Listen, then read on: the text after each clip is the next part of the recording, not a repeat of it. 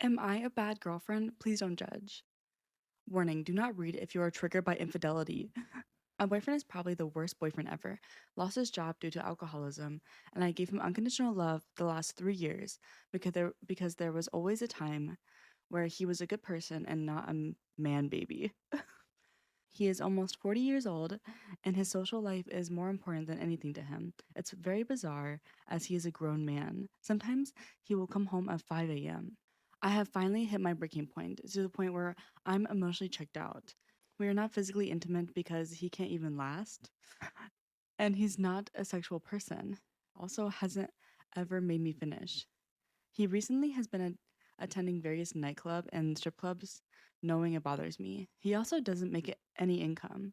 I hung out with an old high school sweetheart from 10 years ago tonight. Nothing happened, but wow, I feel insane butterflies, and the feeling is mutual. I don't know what to do. LOL. Someone said, genuine question, why are you staying with him? He sounds like he's in a serious midlife crisis, but maybe that started a while ago. Leave him. Someone else said, oh, move on. You deserve more out of life and a relationship. Someone else said, if what you are saying about him is true, it sounds terrible and you should have left a long time ago. Be the bigger person, end the toxic relationship now and before things escalate into cheating. Then you can pursue other relationships with a clean conscience. OMFG. Leave him. He sounds useless, exhausting. Why are you still together? Someone else said he had made his choice of prioritizing alcohol, partying, and even worse, going to strip clubs. This man does not show his love in the right way. You can choose to find someone that shows they appreciate you in healthy ways. Someone else said, doesn't make you the worst person, but cut him off. I've been tasting my own urine every morning for 4 years.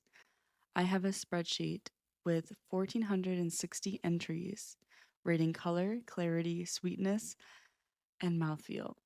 I can now predict illness onset 72 hours before symptoms appear. Every morning for the last 4 years, I've tasted my own urine, approximately 5 milliliters, enough for proper palate evaluation. This started after I discovered historical practice of uroscopy, which is the primary diagnostic method used by physicians from ancient Greece through the 19th century. From those unfamiliar, doctors tasted urine to diagnose diseases for over 2,500 years. This was the standard practice. The breakthrough case was Thomas Willis in 1674, an English physician who tasted a diabetic patient's urine and described it as wonderfully sweet, as if it were imbued with honey and sugar. He coined the term diabetes mellitus. Mellitus is Latin for honey. The name of the disease literally comes from a doctor describing how the pee tasted. So, I found this interesting. Perhaps there was a diagnostic value worth exploring.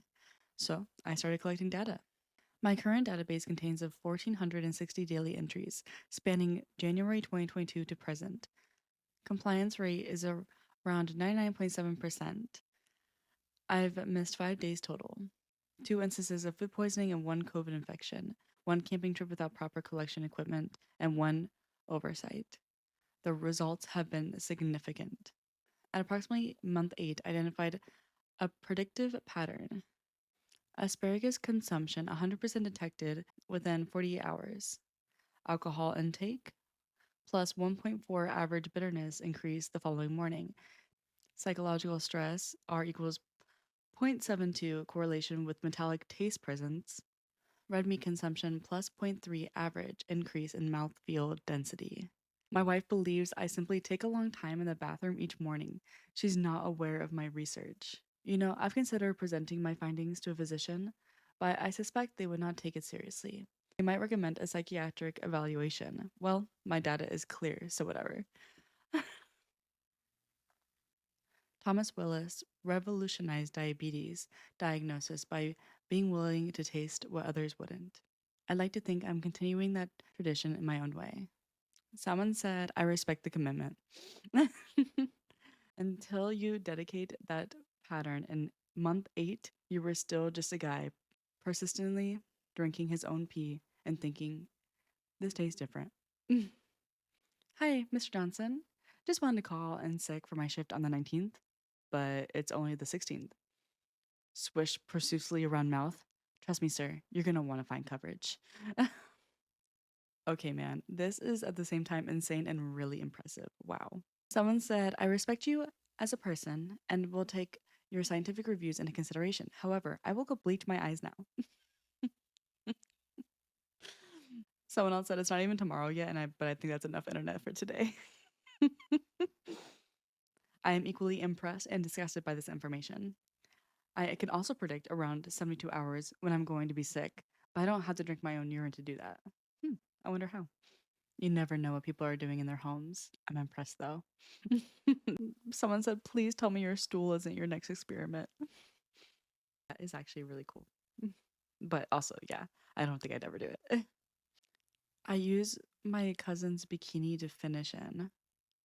I'm sorry, I used my second cousin's bikini to finish in.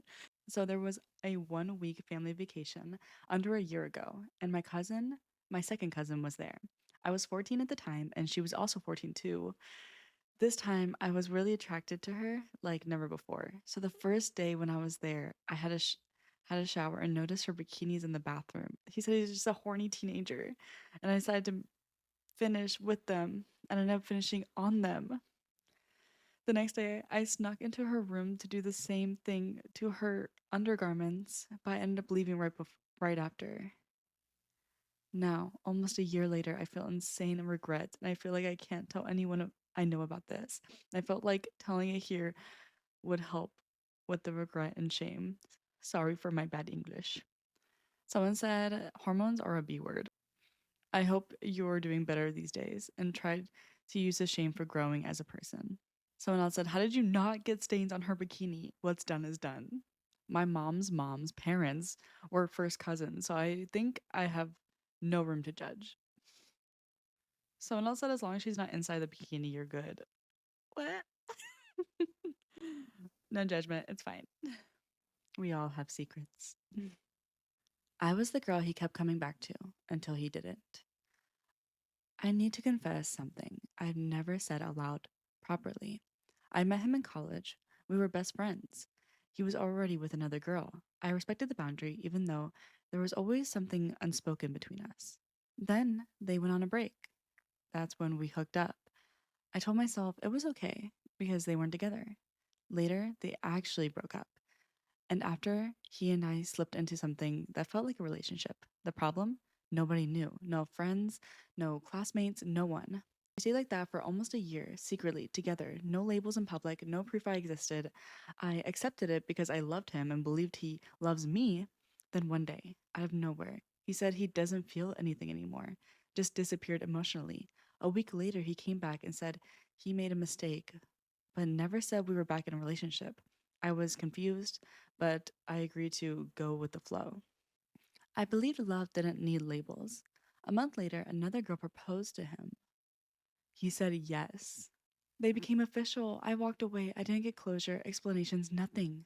I tried to move on, even though it felt like hell. Then he came back. Behind her back, he begged me not to leave him. Said he couldn't lose me. Every time I tried to move forward, he pulled me back.